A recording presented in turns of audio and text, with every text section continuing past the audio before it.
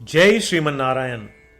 जो टिप्पणी मैं देने जा रहा हूं वह रामानुज दास श्रीमन गट्टू वेणुगोपाल स्वामी द्वारा दी गई है। अध्याय 11 विश्व रूप समदर्शन योग श्लोक 6।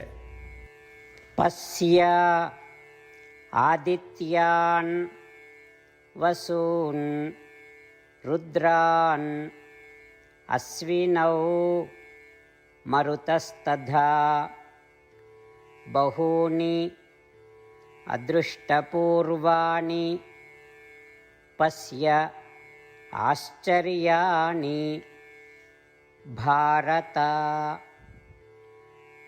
ओम। गीताचार्य श्री कृष्ण परमात्मा अर्जुन सहित हम सभी को विश्व रूप समदर्शन योग सिखा रहे हैं।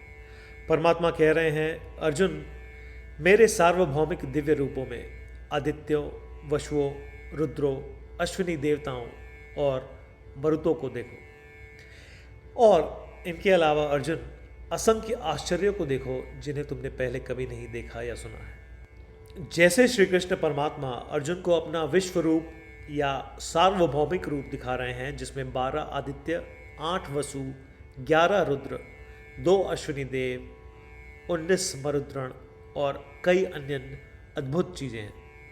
श्री कृष्ण परमात्मा अर्जुन जैसे व्यक्ति को भी चमत्कार दिखा रहे हैं। कहने का तात्पर्य यह है कि अर्जुन वह है जिसने स्वर्गीय दुनिया की यात्रा की, लेकिन उनसे पहले कभी इन चमत्कारों को देखा या सुना भी नहीं था।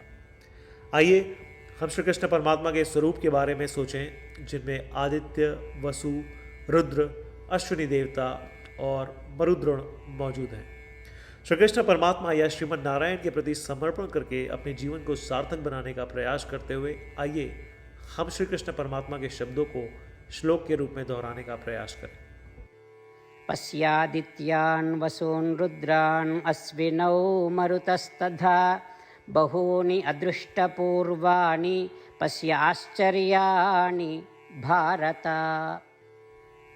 श्रीमद् भगवद गीता का संपूर्ण सार श्री कृष्ण परमात्मा द्वारा अध्याय 18 श्लोक 65 से 70 में 8 कार्य करने के लिए दिया गया है। श्री कृष्ण कहते हैं, मुझे वे लोग पसंद है जो इन 8 बातों का पालन करते हैं।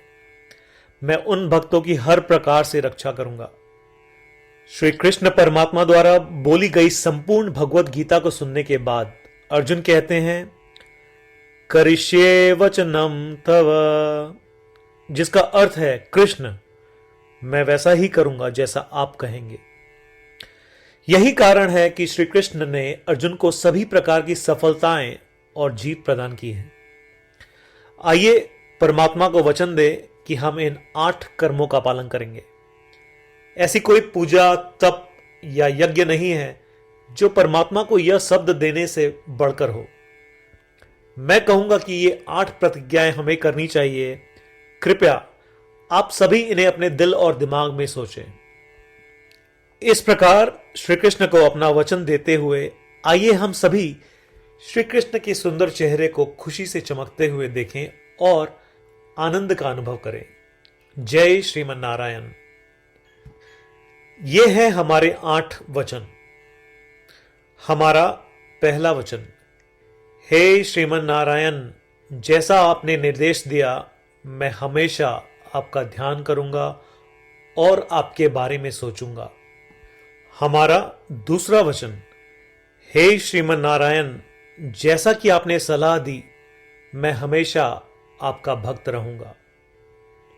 हमारा तीसरा वचन, हे श्रीमन नारायण, मैं अपने सभी कार्य आपकी सेवा के रूप में और आपकी संतुष्टि के लिए करूंगा। हमारा चौथा वचन, हे श्रीमन नारायण, जैसा कि आपने अनुसरण करने के लिए कहा था, मुझे पूरा विश्वास है कि मैं आपका हूं और मैं हमेशा अपने हाथ जोड़ूंगा और आपको नमस्कार करूंगा। हमारा पांचवा वचन, हे श्रीमन नारायण, मुझे आपके शब्द मामेकम शरणम व्रज याद आते हैं, जो आपने सिर्फ और सिर्फ आपको ही समर्पण करने को कहा था। श्रीमन नारायण, मैं केवल आपके प्रति समर्पण करता हूं। हमारा छठा वचन, हे श्रीमन नारायण, मुझे आपके शब्द मां शुचः याद आते हैं कि आप हमें शोक न करने का आश्वासन दे रहे हैं। मैं अब शोक नहीं करूंगा। हमारा 7वां वचन। हे श्रीमन नारायण, आपने हमारे लिए श्रीमद् भगवत गीता देकर हम सभी पर कृपा की है और आशीर्वाद दिया है। मैं कम से कम एक श्लोक पढ़ने या सुनने का वादा करता हूं। हमारा 8वां वचन। हे श्रीमन नारायण, आपने सारी मानवता को गीता प्रदान की।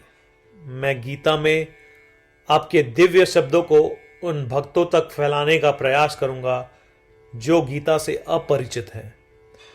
हमने अभी अभी परमात्मा को 8 वचन दिए हैं।